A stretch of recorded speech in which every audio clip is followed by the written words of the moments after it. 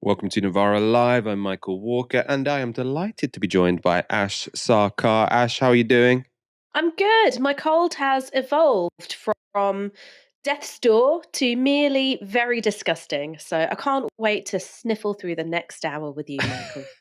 I am just moderately nasal, so I think I'm doing slightly better than you are. Coming up later tonight, outrage after Israeli soldiers have uploaded pretty disgusting videos to social media of what they've been up to in Gaza. We'll be discussing COP28 and the text agreed by states at the conference. Is it the end of fossil fuels? Unfortunately, probably not quite yet. And homelessness is at shocking levels, with tens of thousands of kids not in permanent homes this Christmas. Almost 19,000 people have been killed in Israel's bombardment of Gaza, almost half of them children. It's all possible because of support from Western governments, principally the United States. And there were some signs of good news on that front over the past 24 hours. Now, this was a headline in the Financial Times. Joe Biden warns Benjamin Netanyahu to change tack or risk losing global support. And they describe these as the harshest criticism yet from the US president of Israel's wartime leadership. Now, this looks like a positive development, but it's actually quite a strange story. Now, the article says this. Joe Biden has said Benjamin Netanyahu must change tack, warning that Israel's, quote, indiscriminate bombing, unquote, in Gaza risked leaving the country isolated, offering his harshest criticism of the Israeli Prime Minister's far-right coalition since the Jewish state began its military offensive in response to Hamas's October 7th attack. The US president said Israel was, quote, starting to lose support, unquote, around the world. Speaking to donors at a political fundraiser, Biden described Netanyahu's coalition as, quote, the most conservative government in Israel's history that doesn't want a two-state solution. And then Biden said, I think he has to change. That's Netanyahu. And with this government in Israel is making it very difficult for him to move. Now, that seems like a very big deal. Biden in public often says Hamas will have to leave power to have any kind of two-state solution or peace. It's very rare he says the same thing about Netanyahu's government, who are really the real block to it. They don't want a two-state solution, and they have all the power. They are the ones who can stop it and who are stopping it. Most importantly, though, there was that Biden said Israel's bombing in Gaza constitutes, quote, indiscriminate bombing. Indiscriminate bombing.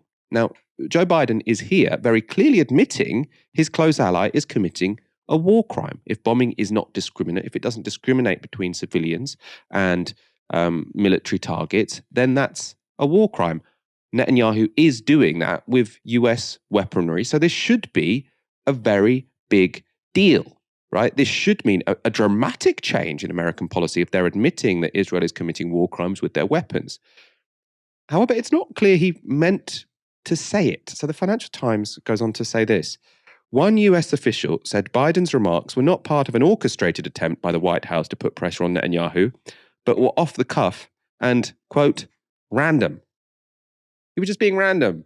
You know, when he said the bombing was indiscriminate, he was just being random. Right? This does not sound serious to me. Like, you can't have, I mean, we know that Biden sort of says anything. I mean, by the way, he's being correct here when he calls the bombing indiscriminate, but he also went out and said he'd seen a video of beheaded babies, and then his officials afterwards had to say, oh no, he hasn't actually seen that. He was talking about a newspaper report. The guy seems to say anything, very confusing, very unserious. And those comments were, this is significant, given to a closed-door fundraiser. So cameras weren't there. This was to people who donate money to the Democratic Party or to his presidential campaign. And Biden spoke publicly later on Tuesday during a press conference with Zelensky. I have had conversations with Bibi Netanyahu, and I want to make sure that we don't forget what we're doing here. We have to support Israel because they're an independent nation that's being, I mean, the brutality, the inhumanity, the way in which Hamas treated the Israelis, and I mean, raping and burning and beheading. I mean, it's just beyond comparison, and to anything else that I've seen since I've been here, and I've been around for a long time. But I think that we have made it clear to the Israelis, and they're aware, that the safety of innocent Palestinians is still of great concern. And so the actions they're taking must be consistent with attempting to do everything possible to prevent innocent Palestinian civilians from being hurt, murdered, killed, lost, etc. So, when talking about Israeli victims, they were subject to brutality and inhumanity, and it was beyond comparison. As for Palestinians, well, they've been, quote, hurt, murdered, killed, lost, etc. Hurt, murdered, killed, lost, etc. Right? What does that mean? Of course, it's not really Biden's words that matter, but his actions. On that front, the US continues to provide Israel with billions of dollars worth of military aid and diplomatic cover at the United Nations. Last week, the US vetoed a Security Council resolution calling for a ceasefire in the Gaza war. Yesterday, they voted against a similar motion put to the UN General Assembly. This is the moment that vote took place. The General Assembly is now voting on draft resolution A/ES10/L27, entitled Protection of Civilians and Upholding Legal and Humanitarian Obligations.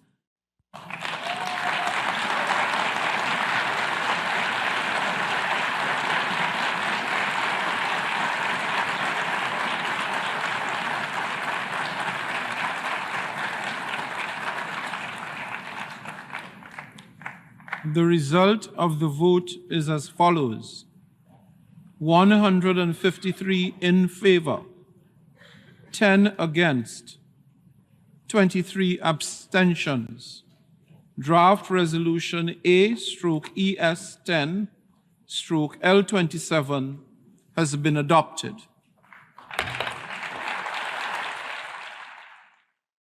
I thought I'd show you that clip because it shows the UN at its most democratic. Each country gets one vote, and even if a superpower like the United States votes against a motion, if they are in the minority, that motion will still pass. The problem is this, though.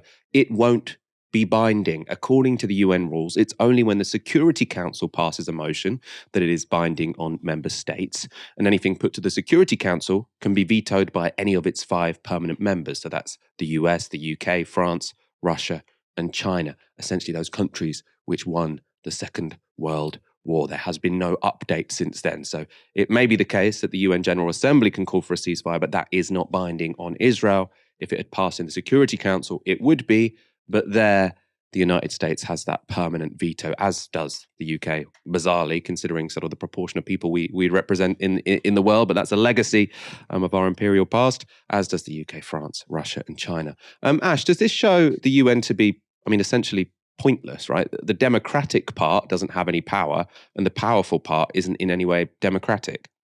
I think that it shows that it's highly, highly limited. I wouldn't say entirely pointless, but for this heavily caveated reason. Israel doesn't need the support of even the majority of the countries in the world in order to continue out a program of ethnic cleansing against the Palestinians. In fact, Israel has never needed the support of the majority of countries in the world in order to carry on with what it wants to do. It has successfully ignored multiple UN resolutions, including the right of return, stopping the expansion of illegal settlements, to come to a just and peaceful outcome with the Palestinians. It has just absolutely ridden roughshod over all of those resolutions. Why? Because Israel's always drawn its support from a small handful of countries. Initially, this was the Soviet Union and the United States. In later parts of its history, it was apartheid South Africa and the United States. And now it's, the United States big time, UK a bit more small time, and sort of developing the sort of nascent relationship with India because you've got two leaderships who really love the idea of an ethno-state. So you've not had Israel that scared of what the consensus of the majority of the planet is, right? Because they haven't needed to be. Where it is important, though, is that when you look at some of the quite delicate diplomatic work that's been done around getting countries in the global south to support war efforts in Ukraine, to scale back on trade and other sorts of dealings with Russia, particularly on things like grain and energy importation, that's of course been really tricky because you've had rich Western nations turn to poorer nations in the global south saying, look, sure, you might have a famine, but this thing is really important. And painstakingly, many of those countries got on board. Now, when they see Israel completely flouting international law, committing war crimes before our very eyes, and that's got the cosign of the United States, those small countries are saying, well, why should we be backing you in Ukraine anyway? Because look, we don't see a huge difference between Putin's war of aggression, um, Putin's war crimes in Ukraine, and what Israel's doing. And I think that those countries making themselves heard in a forum like the UN General Assembly does matter. But the irony is that it probably matters less for Israel than it does for other conflicts in the world at the moment and what the West wants those global South nations to do about them. What do you make of Joe Biden sort of saying to a fundraiser meal or a fundraiser event or whatever it was that Israel is guilty of indiscriminate bombing of the Gazans with American bombs, presumably, right? So an admission that their key ally, who they are arming, is committing war crimes. And then officials have to just say to newspapers afterwards, oh, he was just being random. He was just being random. Like, it sounds like something from Mean Girls. Like, how do we respond to that, right? You've got a president admitting to war crimes, then his officials just say, oh, he was just confused. Like, how would that work in an international criminal court? Yeah, I mean, Joe Biden accused Israel of indiscriminate bombing, then went, oh my God, I'm so random. I can't believe I just did that. He tucked his non-existent hair behind his ear. I think what this illustrates is that there's always a difference between how powerful people speak in private amongst other very powerful people and how they speak publicly. Because you'd have to be a complete idiot to think that Israel has any interest in a two-state solution, that Israel's actions in the Gaza Strip have been proportionate, that they've been considered, and that they've tried to minimize civilian deaths. I mean, you've had IDF spokesman saying, look, we're going for damage and not precision. You've had attacks on civilian infrastructure, and you've had bombings even on the areas marked out for safety and safe passage. These are not the actions of a state that's carrying out a discriminate bombing campaign. Although it's always questionable to what extent any campaign that claims to be discriminate really is. So Joe Biden may be many things, but I don't think that he's been, recently lobotomized. Anyone who works in Washington, anyone who works in Westminster can see what the reality of Israelis politics are when it comes to the Palestinians, but of course I'm talking about the Israeli government and the Israeli army. And there will be spaces where they admit that. So I think that it shows the sort of inherent two-facedness of politics. People who are powerful will say one thing to each other, an entirely different thing to the public, amongst whom they're trying to manufacture consent for the unjustifiable. COP28 has ended with an agreement which, for the first time ever, pledges countries to move away from fossil fuels. The conference had been clouded in controversy, largely because it was held in the oil-rich United Arab Emirates, but the COP president, Sultan Al Jaber, claimed the outcome was a success. Many said this could not be done. But when I spoke to you at the very start of this COP, I promised a different sort of COP. A COP that brought everyone together. Private and public sectors, civil society, NGOs, faith leaders, youth, and indigenous peoples. Everyone came together from day one. Everyone united, everyone acted, and everyone delivered. We operationalized loss and damage and started to fill the fund. We mobilized more than $83 billion in new financial commitments. We launched Altera, the world's largest catalytic private investor that is 100% focused on solutions to climate change.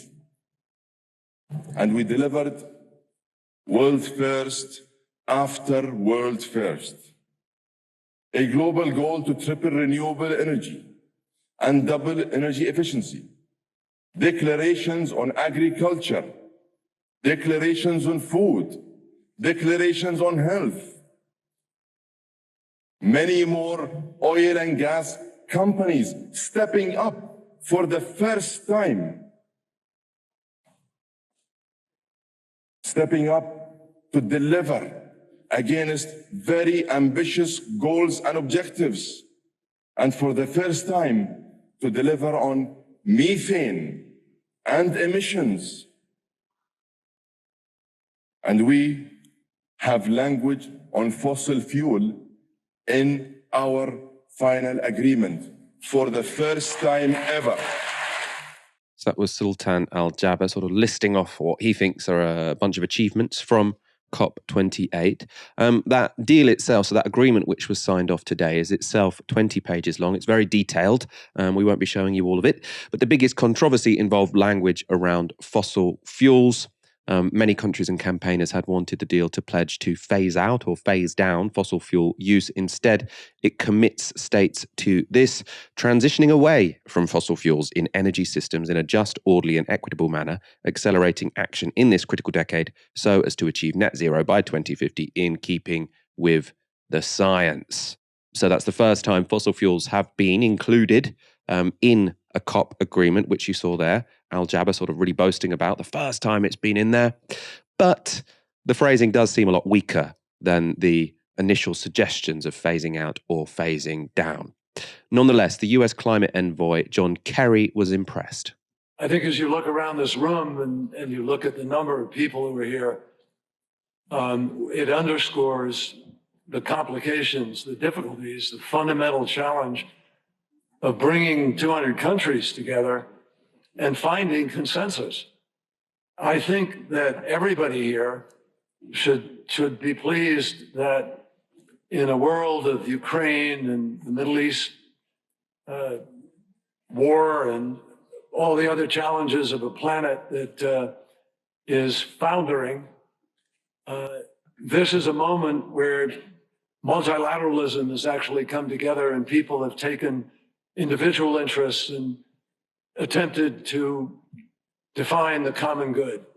So John Kerry has sort of made it his thing to try and separate climate negotiations from all other elements of geopolitics. So sort of while the United States is trying to stop China achieve technological advancement, John Kerry is trying to sort of say, okay, we're battling on these fronts, but let's still talk climate. I think there he was sort of saying this is to some degree working.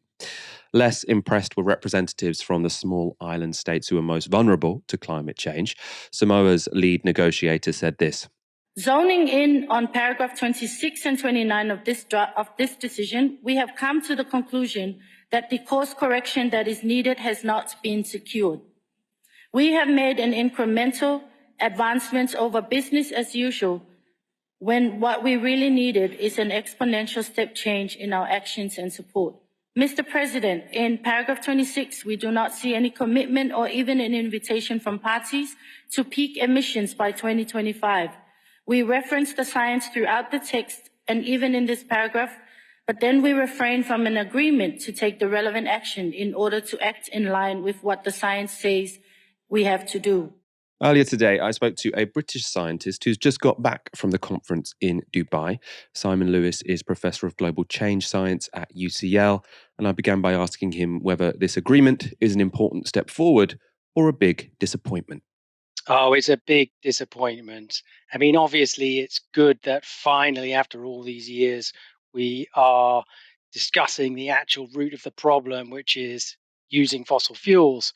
But this agreement is a real baby step forward in saying transitioning away from fossil fuels with a huge number of loopholes, which means that that's probably not going to happen.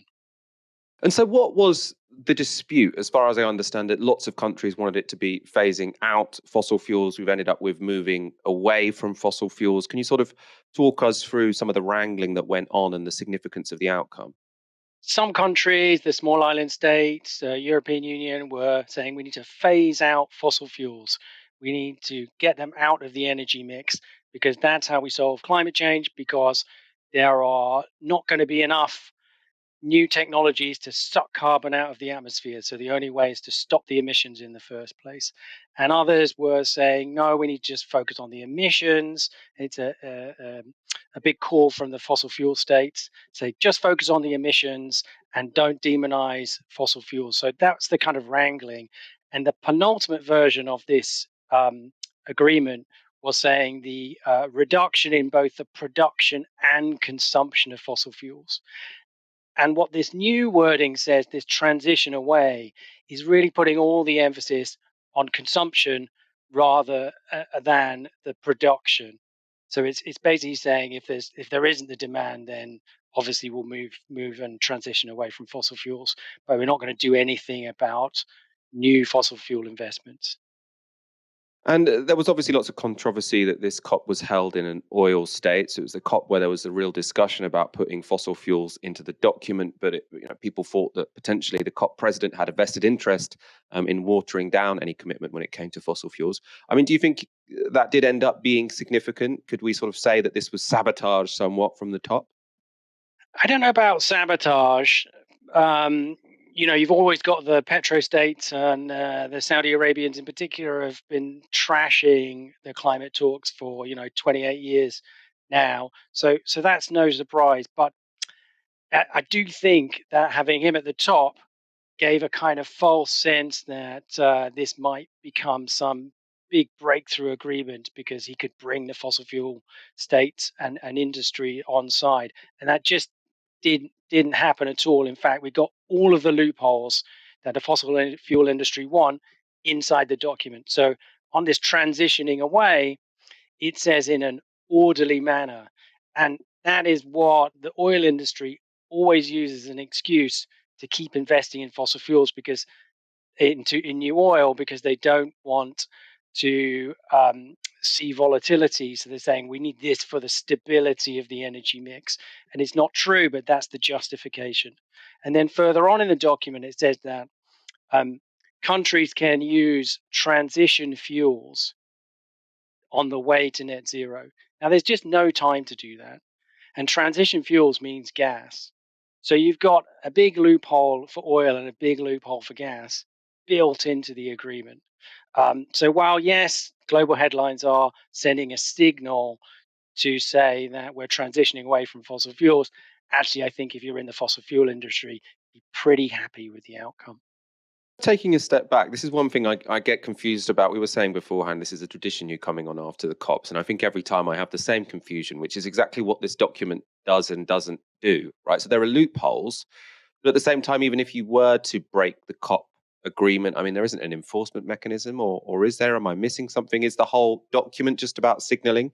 I suppose I'm asking a sort of fundamental question. Why does it matter what does and doesn't get into these documents that are agreed at the end of each COP? So I do think that they send a signal to the world and they do send a signal to markets. But why this particular one mattered, this COP mattered more than kind of a usual COP, is because the Paris Agreement says after a certain number of years, we should do a global stock take. And that's to say, where are we in terms of actual emissions and what countries have pledged to do? And where do we need to be to fulfill the obligations of the Paris Agreement? And then how are we going to bridge that gap? And what this document was supposed to do was say, here's where we are and here's where we need to be. And these are the actions that we're going to take to bridge the gap. And the bit about action, the bit about what we are going to do, what countries are going to do to bridge the gap was very, very weak. There was very little on finance, and there was very little on new obligations for countries to come back in 2 years, within 2 years, to say what they will do next in terms of reducing their emissions. Sultan Al Jaber, so the president of COP, was sort of boasting about the involvement of business and even oil firms in this COP. Now, I mean, there are sort of two different ways of looking at this, aren't there? So the traditional way on the left is to say all of these business groups, these vested interests, they're getting in the way of any kind of strict climate action and they should be out of the room. The other perspective is to say that, well, look, if we want to limit climate change, if we want to bring forward climate action, we need to pile in as many people as possible. And actually sort of trying to get business on side is is a positive. Where do you stand on that spectrum? The temptation is to say we should exclude all business from any of these discussions.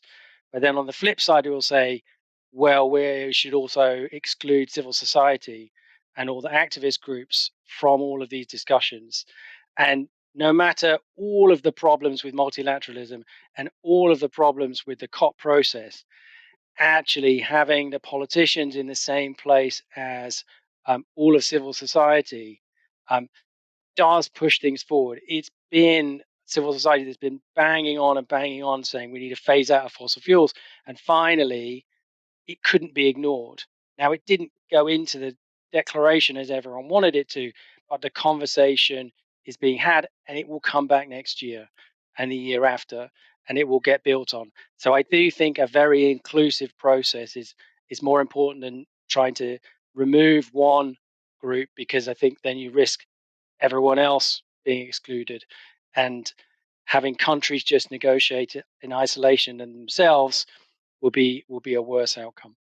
And the other thing I still remain sort of unsure about each time these COPs come around is to what extent, they do really matter, or that they're a bit of a sideshow. Because, it seems to me most of the progress that sort of we've made when it comes to climate change is in part technological. So we've had these sort of advancements in solar becoming incredibly cheap.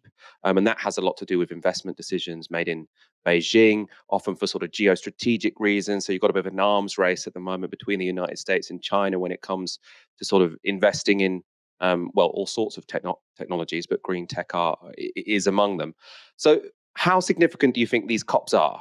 Or is the real power held elsewhere, and what's really going to save us is somewhat irrelevant to what happens in a conference room every 12 months? It's a great question. Obviously, most of the power is outside and will be about the deployment of technologies. But I do think these COPs are important because they each year give the world an excuse to pause and consider the climate change problem, which, because most of the time it's further into the future and it's not a pressing need now like some economic and social needs, then it gets put down the agenda. And I think it's just a good refocus every year, even if it's not earth shattering about what happens. But we do need multilateralism, and countries to get together to decide things, and having an avenue to do that on climate change is much better than not having one. From you, I suppose a sort of more light-hearted question. Sort of any standout moments, any moments where you thought, wow, that delegate really blew that out of the park, or moments where there was a real sort of villain who you thought was going to bring the whole thing down. So any memorable moments you can sort of feed back to our audience. When the president's draft of the text came out, and the small island states representative saying, "I'm just not going to sign my death sentence by signing on to this. I just refuse." Like, you just can't do anything but react strongly to, this is an existential fight for small island states and the least developed countries, and the power and the authority that they bring and the moral clarity that they bring to these debates is really, really important. It's a very powerful way to end that interview. It wasn't light-hearted, as I'd sort of suggested, that maybe I don't know why I thought the most powerful moments from a COP meeting would have been light-hearted. Also, watching back when I'm doing questions, how often do I mix my metaphors? You obviously can't blow something out of a park. You knock something out of a park or blow something out of a water, not a water. I got it wrong again. I'm going to blame it on the cold. That reference at the end there. So the president of COP had put forward an initial draft agreement, which I think didn't really mention fossil fuels at all. And that was, he was saying there that it was those small island states that came out and sort of said that would be a death sentence to them. Winter is a time to appreciate being at home, but too many people in Britain don't have a secure one. And that includes 139,000 children who are currently living in temporary accommodation. Shelter's director, Polly Neat, told the Metro this: "Every day, our frontline services hear from parents who are desperately trying to provide some shred of a normal Christmas for their children while stuck in cold and damaging temporary accommodation. We know from our research that living in one room in a homeless B&B or hostel with precious little space to sleep, eat or play can seriously harm a child's well-being and development.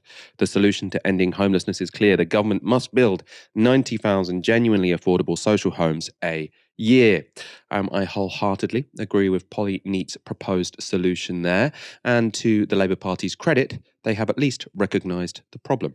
This was Keir Starmer at Prime Minister's Questions today. Nearly 140,000 children are going to be homeless this Christmas. That is more than ever before. That's a shocking state of affairs, and it should shame this government. Instead of more social housing, house building is set to collapse. Instead of banning no-fault evictions, thousands of families are at risk of homelessness. Rather than indulging his backbenchers swanning around in their factions and their star chambers, pretending to be members of the mafia, when's he going to get a grip and focus on the country?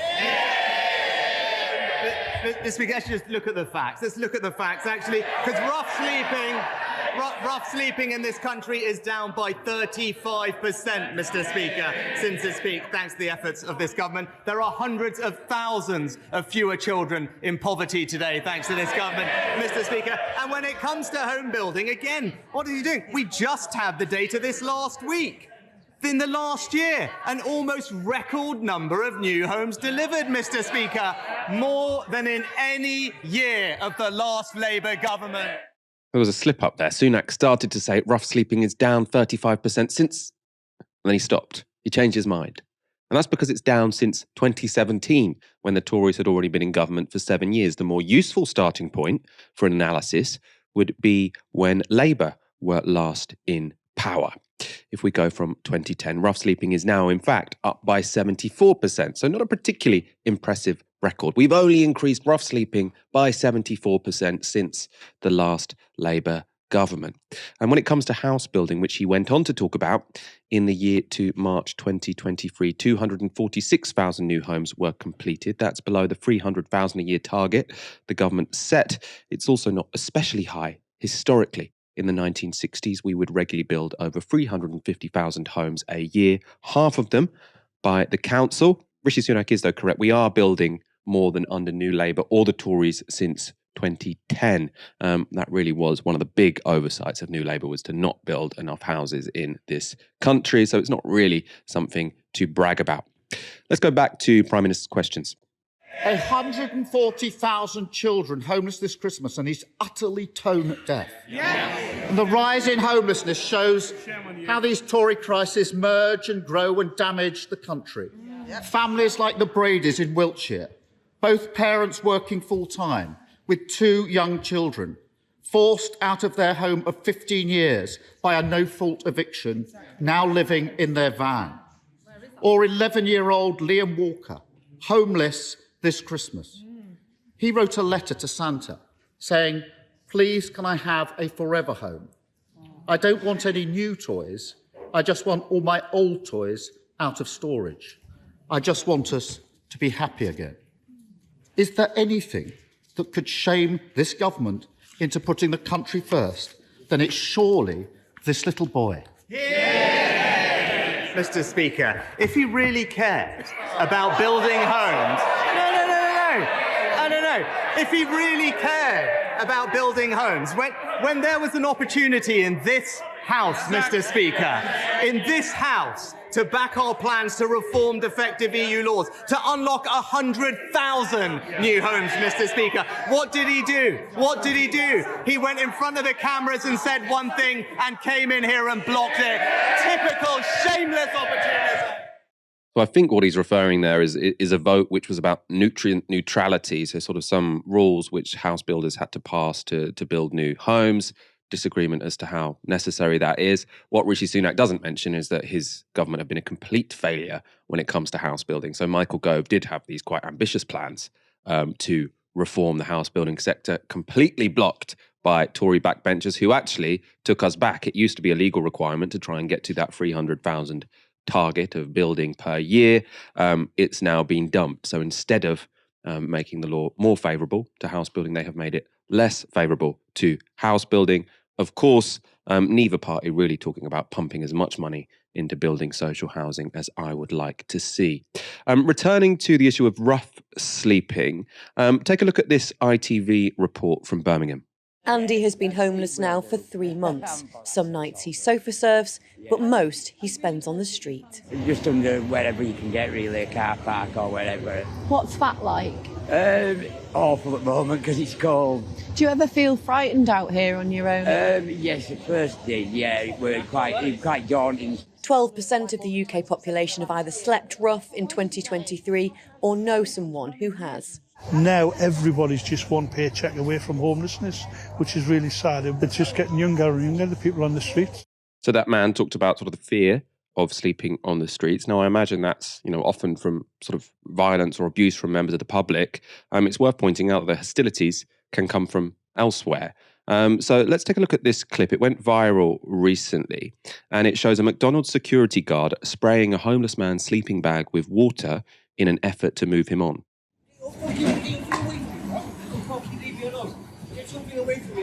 Mate, I'm allowed to film here. Do you know that? Because they give them powers there, man. Mate, I'm allowed to film. And they're not allowed to stand here. What's the point? That is outrageous behaviour. You've got to admit that's outrageous behaviour. What are you doing? They give them powers there. So what? You're covering his sleeping bag. That's wrong, and you know that. What are you doing? I don't give a shit about that. That is out of order.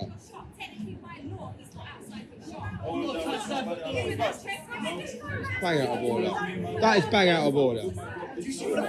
Yeah.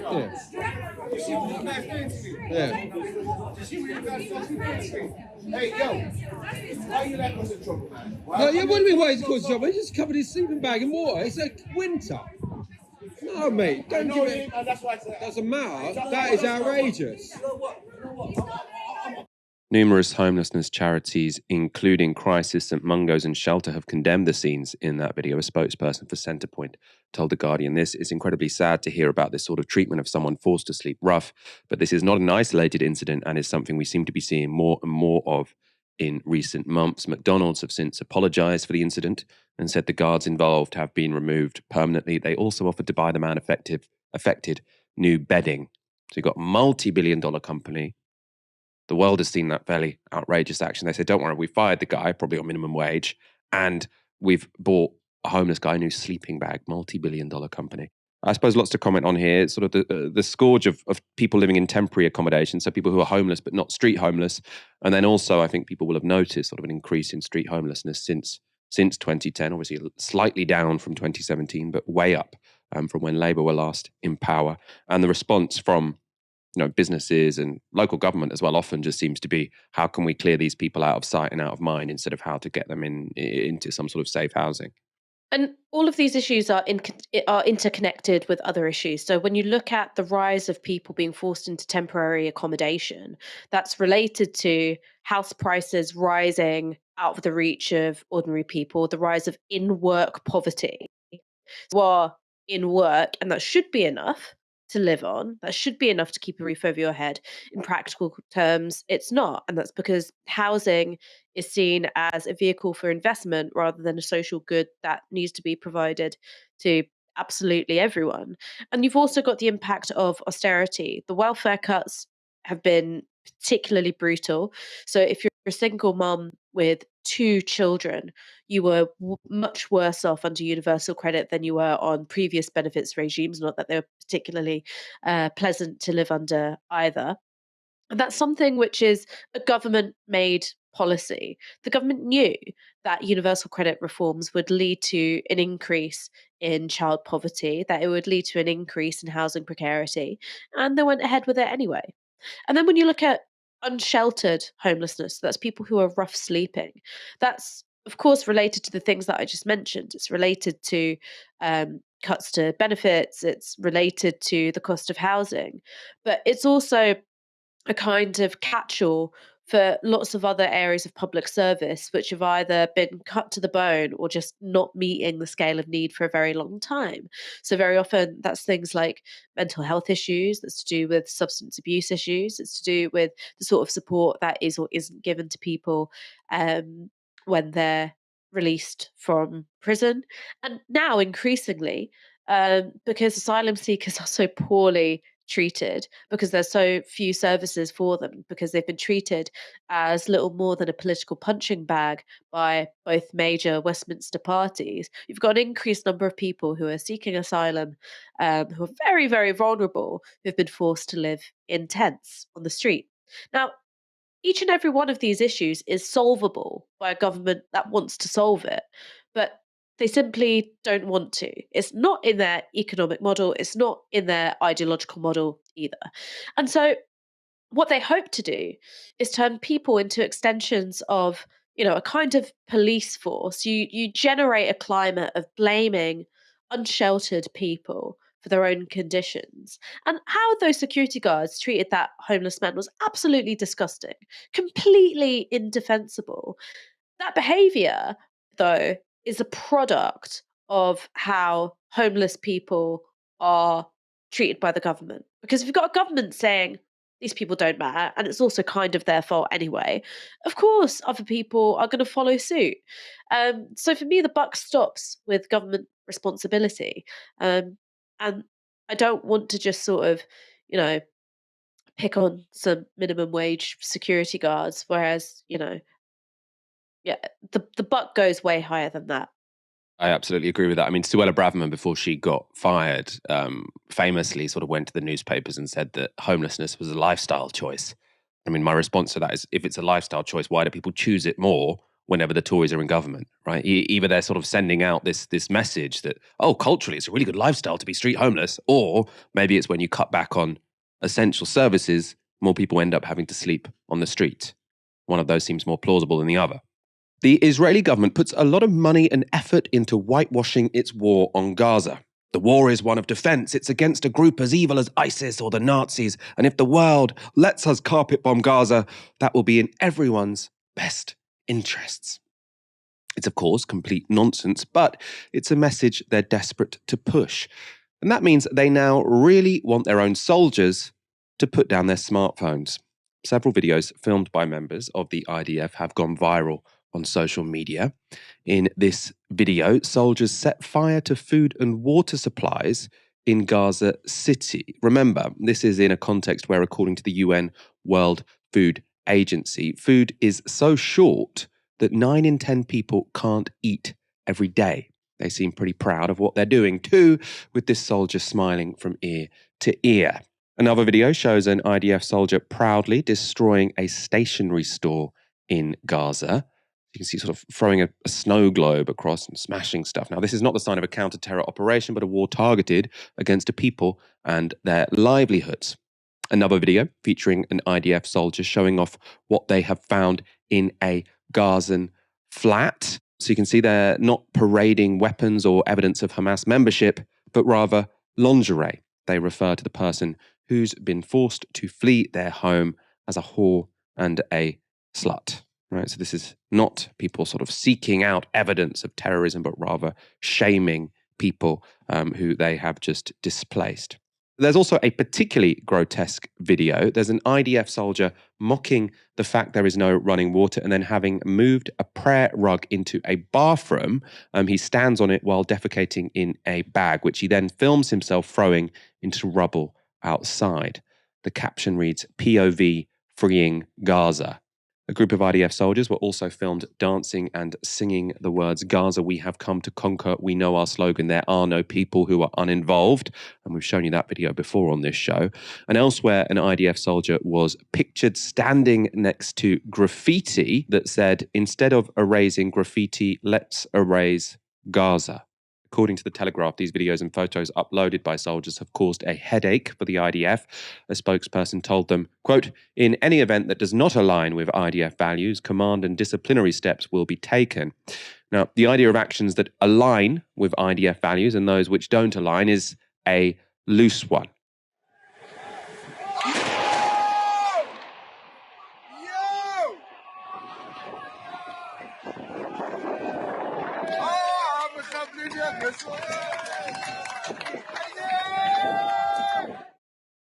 The building those soldiers were cheering as they blew it up, as they demolished it, was a UN school. So a UN school being blown up with TNT, and then you've got a bunch of soldiers cheering. Ash, I mean, this is a war where lots of stuff is going to get uploaded. All the soldiers have phones. I mean, it seems like most of the Gazan civilians also have phones. We are seeing lots and lots of images of this war, and that does mean it's, you know, difficult for the IDF to try and show the world that it's something that it's not. We are seeing the true nature of this war via videos uploaded to Twitter, to Facebook, to TikTok. Well, I think that's true. And I think that there's been a real desire on the IDF's part to try and control the narrative. But one of the things that you also have to remember is that these images of psychological terrorism, of dehumanization, of violence and humiliation also serve an ideological purpose, which is to shame, harass, intimidate Palestinian people into, you know, worst case scenario submission, best case scenario from, you know, the Israeli state's point of view, giving up on the hope of a viable and safe state and leaving, and giving up on the hope of living in the land between the river and the sea. So I think that yes, it obviously has an impact on how many people in the international community feel, but I don't think that the IDF are so embarrassed that the thing that they really want to do is control how their soldiers are posting on social media, because it also performs a function, a quite perverse function of morale boosting. That's why you've seen all these videos of, you know, really quite shit dance, pop, EDM singers singing songs which call for, you know, the erasing of Gaza, which routinely dehumanize Palestinians. That's the kind of ideological scaffolding and geeing up that you need in order to carry out this kind of indiscriminate warfare and ethnic cleansing. You need to utterly dehumanize your enemy, in this case the Palestinians of Gaza, and you need to sort of rev yourself up into a state where anything that's done to them is justifiable. And so I think this is something which is really important, which is people don't do evil things because they've got this sort of evil deep inside them, right? People do evil things because they exist within structures which incentivize that very evil, which incentivize abuses, which incentivize violence, which incentivize humiliation.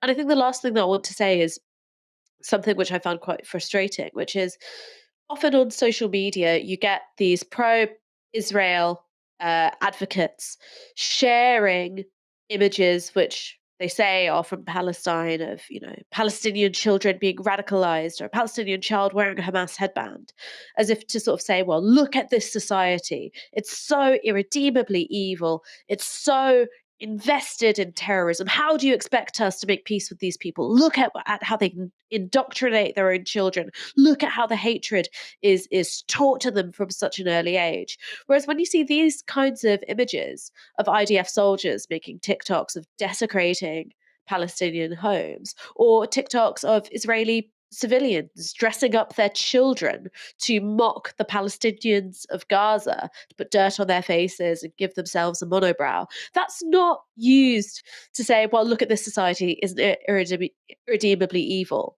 You know, it doesn't feature in the discussions in the same way at all. Now, I'm not saying that the good and correct thing is to sort of play the same games as pro-Israel advocates do, but sort of say, well, look, this does indicate the level of racism, the level of dehumanization that permeates Israeli society and is rife in the Israeli army in order for the army to do the very thing that it's doing, which is carrying out a program of ethnic cleansing. The IDF and Israel potentially aren't particularly embarrassed by these videos. They might see this as morale boosting for their troops and also demoralizing for the people of Gaza who ideally they would like to leave, right? So it's not necessarily the case that Israel really cares about this. I think it's very embarrassing for their Western backers because their Western backers like to pretend that Israel is something which they are not, right? Joe Biden, the UK, Sunak, they all say, oh no, it's Hamas which commit these sort of terrible, brutal war crimes. The Israelis, they hate war. They don't want to be fighting this war. but they have this burden of trying to take out this terrible terrorist group, which they have nothing to do with. You know, it's not Israel's fault that they occupied the West Bank and put Gaza under siege, and then there was a terrorist attack, and now they're having to do an anti-terror operation where they just by accident killed 20,000 people, right? This is the line, the ridiculous line that Western governments like to take. And, you know, we show you quotes all the time. This is not what the Israelis are saying this is not what Israeli politicians are saying to the Israeli public, right? This isn't sort of a big expose in Israel. But the more Western publics are shown this, or international publics in general are shown this, the more sort of this lie that, oh, we're just supporting this normal liberal government sort of falls apart. I think it might be the case that Netanyahu doesn't really mind if these videos sort of go viral, but I think Joe Biden and I think Rishi Sunak might be quite annoyed about it. Israel's Western backers like to pretend that Israel is a liberal state that wants peace in the Middle East. Unfortunately for them, Israel's ambassador to the UK has been more honest. Here's Sipi Hoteveli speaking to Sky News.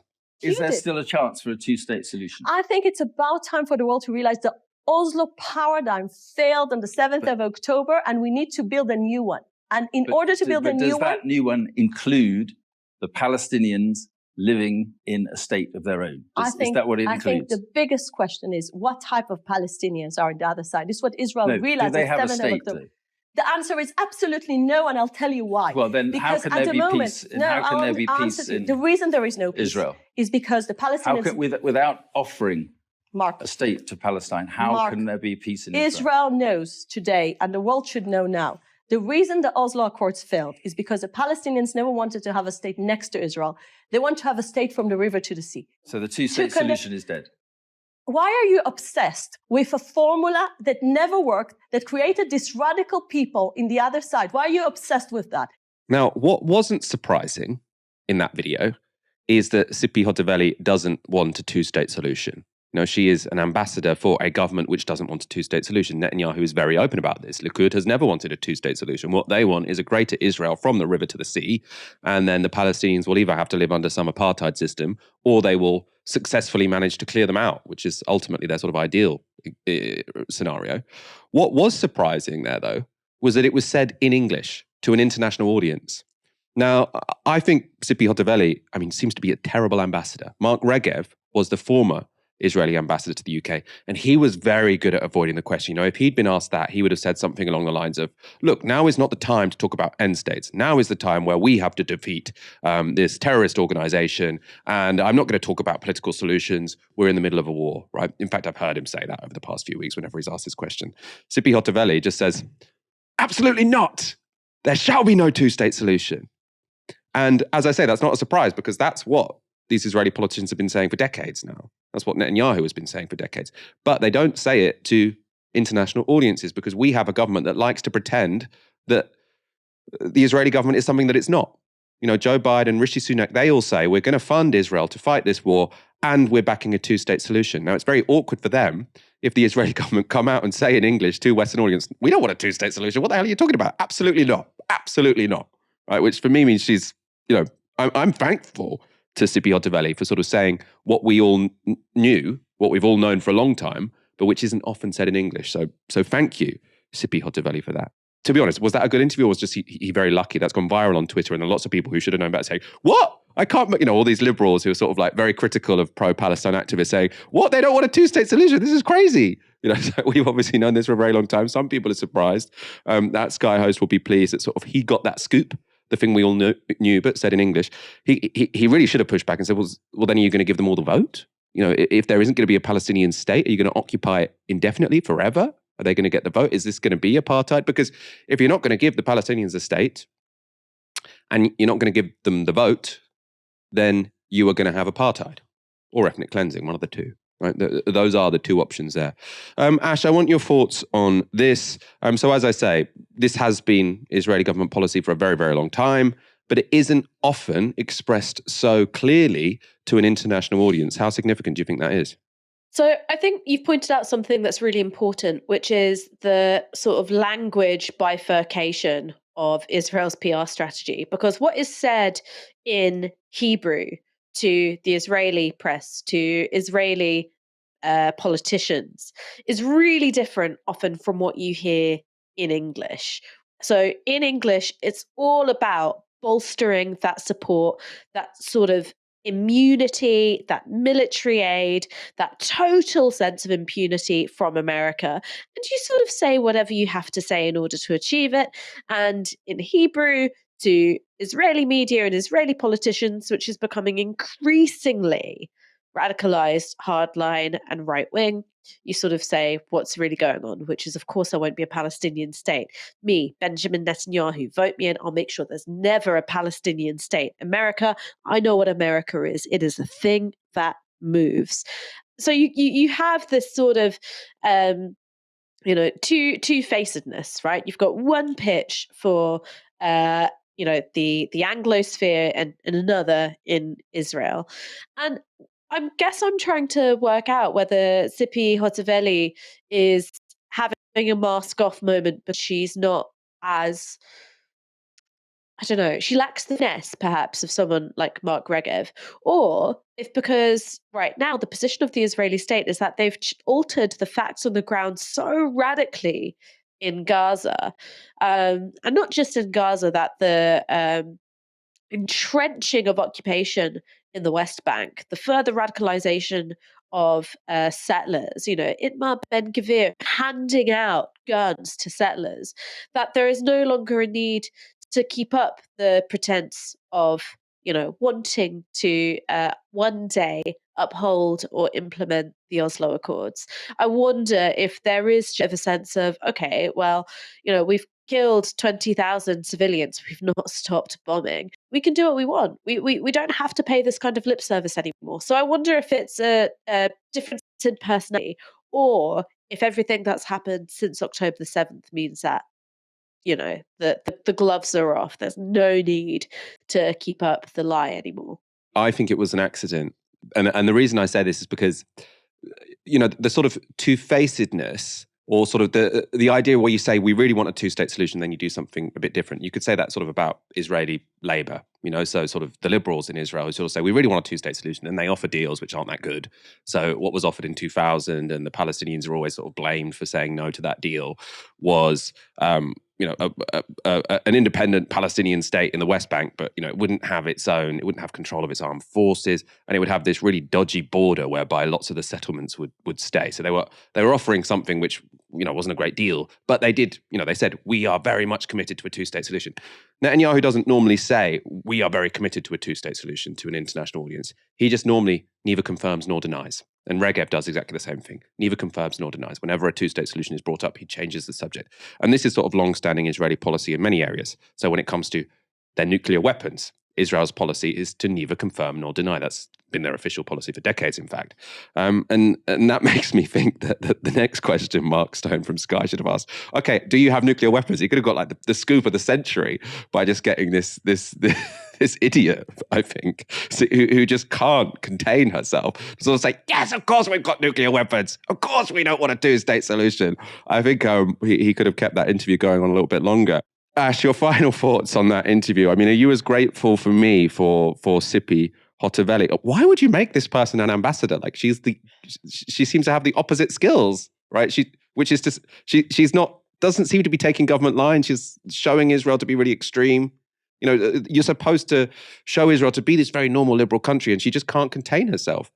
Maybe it shows that Israel is more confident than ever that the UK will go on with whatever atrocities they choose to carry out against the Palestinians. Once upon a time, we maybe needed a bit more of a talented ambassador like Mark Regev, whereas now you can just, send us any old idiot ranting, raving, and we'll be like, yeah, fine. You don't actually have to shore anything up diplomatically. Do what you as many schools as you want.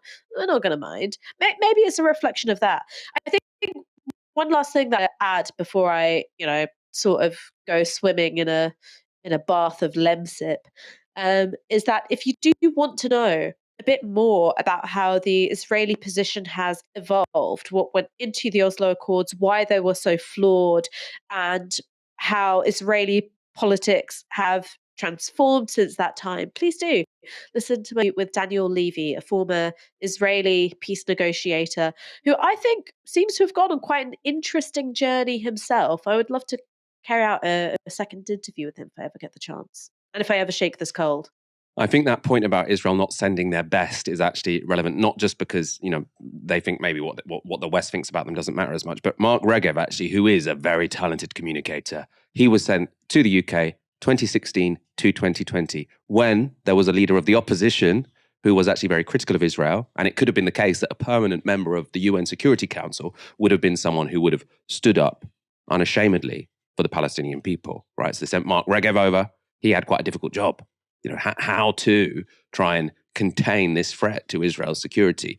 When Jeremy Corbyn was out and Keir Starmer was in, they're like, now let's send over the B team. Mark Regev got deployed somewhere else. I think he became he moved back to Israel, actually, and became an advisor to Netanyahu. And then they sent over this complete idiot who's, a complete incompetent, because they know that whatever she says, Keir Starmer and Rishi Sunak, the two major parties, are still going to give pretty much unconditional support to Israel, which is what you want. If you want to secure your foreign backers, you need to make sure that the two main parties both support you. They have that now, so they don't need to send their best. Thank you, Baj, for joining me tonight, and for all of you for tuning in. The link to that downstream Ash just mentioned is going to be in the description. I do recommend it. Come back tomorrow for another show from 6 p.m. For now, you've been watching Novara Media. Good night.